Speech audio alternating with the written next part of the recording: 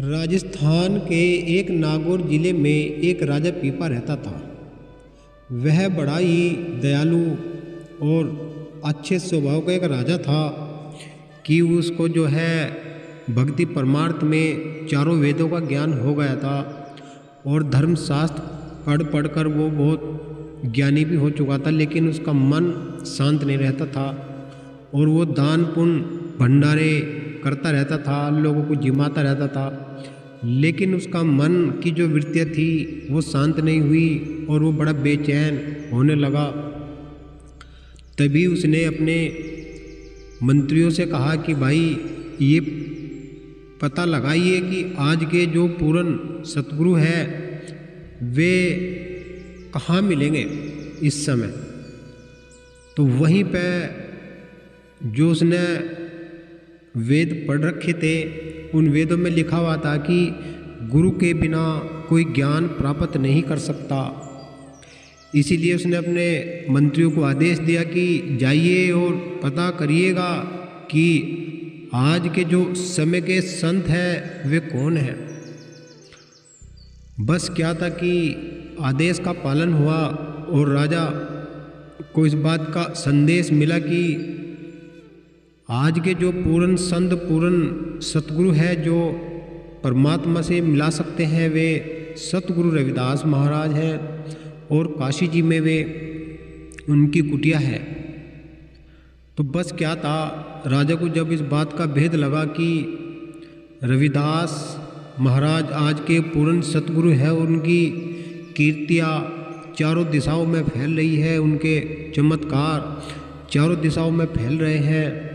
बस क्या था, राजा मन मन में ही पछताने लगा कि यदि मैं खुल्लम खुल्ला गुरु महाराज के पास जाऊंगा तो लोग मेरी अवहेलना करेंगे, चर्चाएं करेंगे कि मैं कैसे करूं। इधर उधर वो कई महीने का समय बीत गया और मन मन में वो ये सोचने लगा कि मैं कैसे मिलूं गुरु महाराज से जो मुझे परमात्मा के साक्षात करवा सकता है। वहीं पे राजा के मन में ख्याल आया क्यों ना एक भिखारी का भेष करके गुरु रविदास महाराज जी के पास जाया जाए और उनसे नाम की दात ली जाए और उनसे नाम की दीक्षा ली जाए, जिससे कि मैं परमात्मा से मिल सकूं और उनके साक्षात कर सकूं। बस क्या था कि राजा ने अपने शाही वस्त्र उतार दिए और एक गरीब आदमी का रूप धारण कर कर वो गुरु रविदास महाराज जी कुटिया पर पहुंचा। तो देखते क्या है कि गुरु रविदास महाराज जी की जो कुंडी थी जिसमें वो अपना चमड़े का सामान भेते थे और अपने कार्य में लगे हुए थे गुरु महाराज जी। तो गुरु महाराज जी की दृष्टि जब उस राजा पर पड़ी तो गुरु महाराज कहने लगे कि आइए राजा साहब, कैसे हो आप, कैसे आपका आना हुआ। राजा पीपा कहने लगा, महाराज क्या आप मेरा नाम जानते हैं। रविदास महाराज बोले, भाई तू राजा है और तू इस तरह का भेष भरकर आया है कि दुनिया तुझे कुछ तेरी अवहेलना ना करे, कोई तुझे इस प्रकार से क्रूरता से ना देखे, इसलिए तू भेष बदल कर नाम की दीक्षा लेने के लिए आया है। बस क्या था, राजा पीपा गुरु रविदास महाराज के चरणों में गिर पड़ा और गिरते गिरते ही अरदास करने लगा कि हे महाराज मुझे अपनी शरण में ले लो। गुरु रविदास महाराज ने जिस कुंडी में वे चमड़ा भेते थे उसी में से ही गुरु रविदास महाराज ने उसको थोड़ा सा अमृत दे दिया। कहने लगे रविदास महाराज कि तुझको परमात्मा के दर्शन हो जाएंगे, ले तू इसको पी लेना। अब क्या था कि उसने वो हाथों में ले लिया अमृत और हाथों में लेने के बाद उसने वो पिया नहीं, मुंह के लगाकर और अपनी कुर्ते की आस्तीनों में ही गिरा दिया। आस्तीनों में गिराने के बाद गुरु रविदास महाराज ने तो अंतर्यामी थे, सब घट घट की जाने थे। गुरु रविदास महाराज ने उसको कुछ नहीं कहा और राजा पीपा गुरु रविदास महाराज से विदा होकर चला गया। वहीं पे जब वो अपने महल में गया तो वो कुर्ता उतार कर उसने ऐसे ही एक जो धोबी था उसको दे दिया, ले भाई ये तेरे किसी काम आ जाएगा, कि मेरे लिए तो अब ये बेकार हो गया। वहीं धोबी की लड़की बैठी हुई थी तो उसको धो रही थी, लेकिन वो जो अमृत का जो दाग था वो नहीं उतर रहा था। तो धोबी की लड़की के मन में ख्याल आया कि उन्हें इसको मैं मुंह से ही चूस कर निकाल देती हूँ। धोबी की लड़की ने जब कुर्ता चूसना शुरू किया और जैसे जैसे ही वो अमृत उसके अंदर जाना शुरू हुआ तो उसके अंतर के पट खुलने शुरू हो गए और उसको ज्ञान सब कुछ दिखाई देने लगा। जब सब कुछ दिखाई देने लगा और उसकी जो कीर्तियाँ चारों दिशाओं में फैलने लगी, फिर इस बात का भेद राजा को लगा कि एक धोबी की लड़की संत हो गई है और बड़ी उपदेश करती है, चमत्कारिक उसमें शक्ति आ गई है। वो राजा पर रहा नहीं गया और उस धोबी की लड़की से मिलने के लिए उसके धोबी घाट पर पहुंच गया।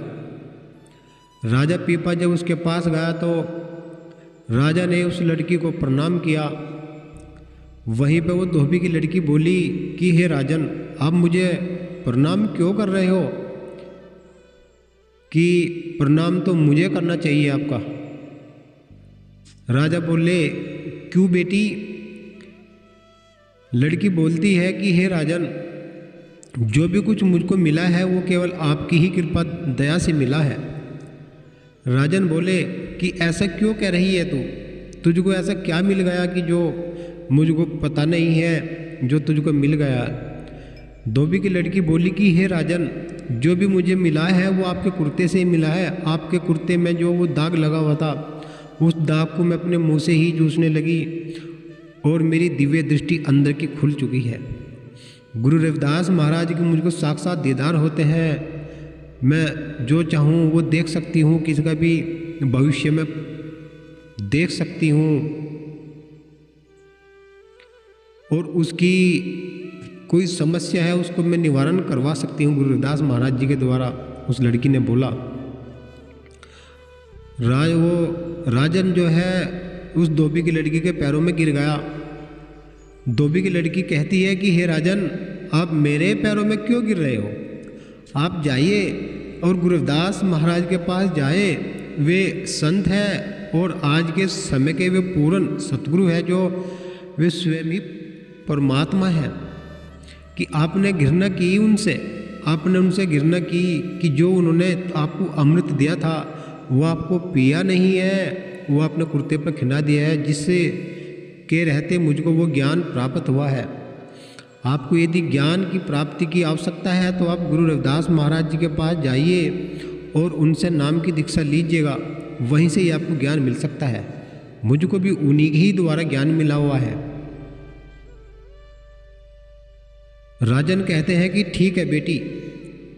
अब ऐसे ही फटीचर हाल में वो गुरु रविदास महाराज जी कुटिया की ओर जा रहा है और मन मन में पश्चाताप कर रहा है। गुरु रविदास महाराज के चरणों में गिर पड़ा और कहता है, महाराज मुझको क्षमा कर दे, मुझको माफ़ कर दे और वही चरणामृत मुझको फिर बख्शे।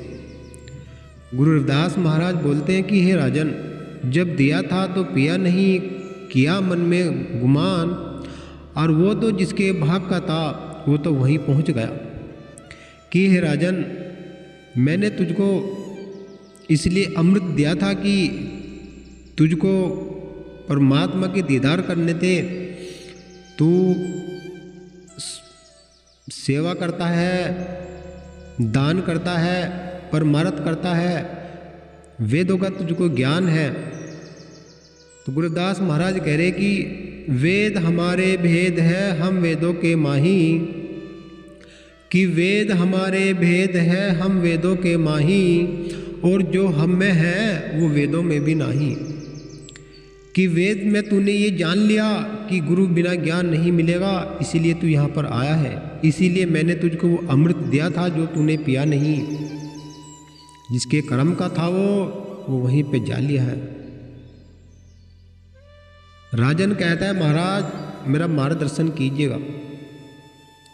गुरु रविदास महाराज कहते हैं कि हे राजन, जब तो मैंने तुझको दे दिया था कि तूने पिया नहीं, अब तू केवल नाम की दीक्षा ले और स्वयं उस अमृत को हासिल कर।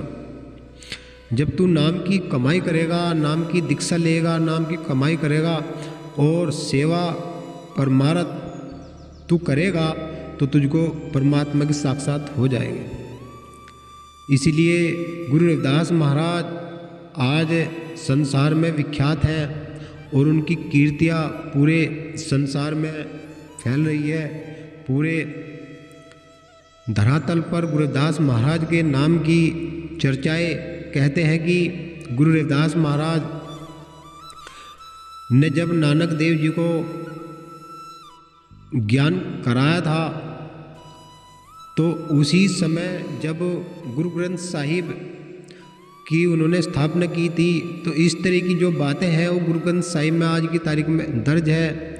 और गुरु रविदास महाराज ने राजन को नाम की दीक्षा दी। आज पीपा नाम जो है वो इतिहास के पन्नों में अंकित हो गया है।